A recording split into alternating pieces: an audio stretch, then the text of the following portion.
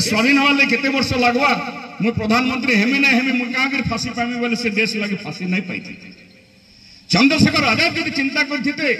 देश तुम राष्ट्रपति ही नहीं पारे गुली कहाँ खाइबी बोले देश स्वाधीन नहीं था। सुभाष बोस जब चिंता करते देश के स्वाधीन कर देश नेतृत्व नहीं नहीं पार्ली तो मुई कहा करी जाकर नाजी मान संगे हाथ मिसेक लड़ाई करमी देश इंडियन नेशनल जो संगठन करते आजाद हिंद फौज लड़ाई नहीं करती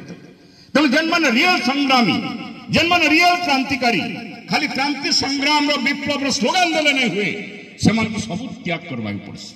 आत्मत्याग करवा पड़वा स्वार्थ त्याग करवा पड़वा महत्वाकांक्षा त्याग करवा पड़वा आ सबुतर बड़ कथा हला जड़े जदि किसी नहीं करि पारुछ नहीं करो किंतु गोटे मुक्ति आंदोलन क्षति केबे नहीं करो एंता किसी कार्यक्रम नहीं करो जेंथि मुक्ति आंदोलन क्षति हम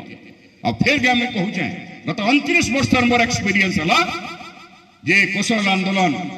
क्षतक थी 100 थर हजारे थर लक्ष थर से 30 भाग जदि कोस्टल बेल्ट लोक चक्रांत करी करिचन 70 भाग हमर अंचल लोक